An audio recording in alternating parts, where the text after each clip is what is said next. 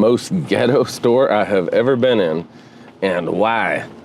I accidentally, on my way through town to pick up water just outside of Louisiana, or just outside of Atlanta, sorry, stopped in a store, and there was plenty of warning signs that I shouldn't go in, such as 2 different police altercations in the parking lot at the same time. It looked like somebody was getting arrested at one side of the parking lot at one time, and somebody was getting caught shoplifting and something on the other side of the parking lot. I go inside, security's having some kind of, I think they were trying to keep people inside that were gonna go outside and try to fight with the cops or something. And I notice I'm the only white person they've ever seen around, and I'm pretty white, man. I don't blend in anywhere. I travel all over the world, and I love everybody, but man, I do not fit in. I'm like a Q-tip, just hanging out there. And I just decide, well, I'm only here for water, and what the hell? So I walk up the liquor aisle, where I assume the water will be, the most expensive top shelf wine or whatever it was. I think it was like $4.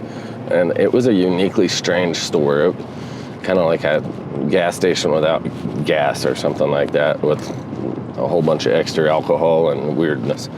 So I'm just thinking like to myself, what the heck, man, I better get out of here. I don't know why I picked this store, and I'm standing in line, and I hear the lady in front of me saying how she just lost, and I believe it was 2 children, two of her own kids, and to some kind of accident, and one, and then sickness the other.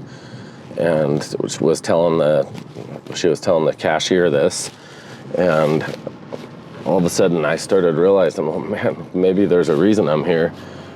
Like, how stupid am I to be viewing the world the way I view it? And so often I don't take things serious. Like I should. I don't pay attention to the things I should. But yeah, I hear her saying that, and then her card comes up short, and the last thing I had seen is her son comes. All she has on the conveyor belt is probably, I don't know, like a handful of groceries.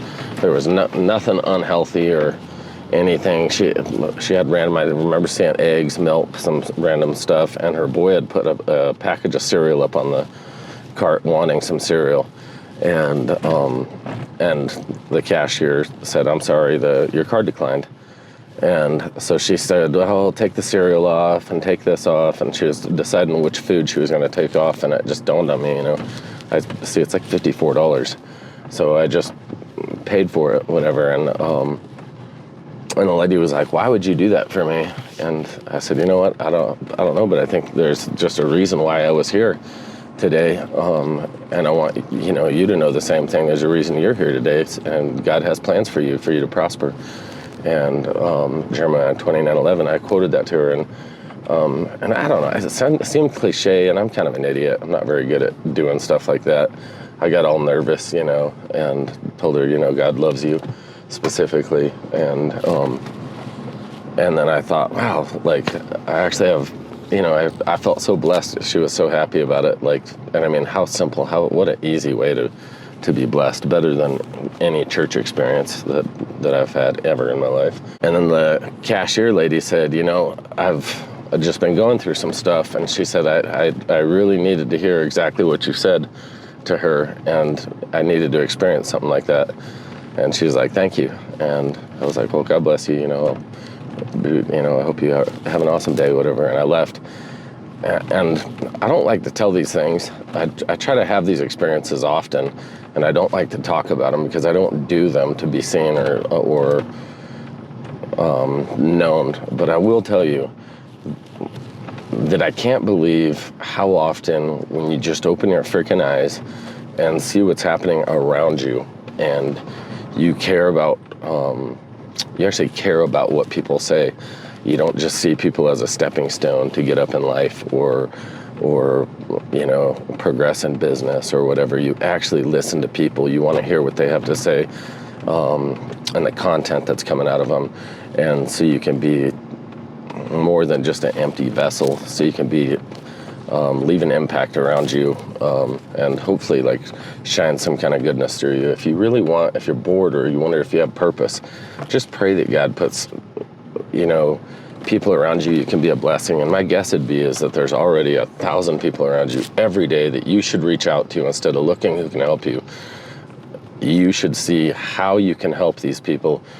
And man, the blessings you'll get back, it's like 1,000 to 1, man. It's crazy.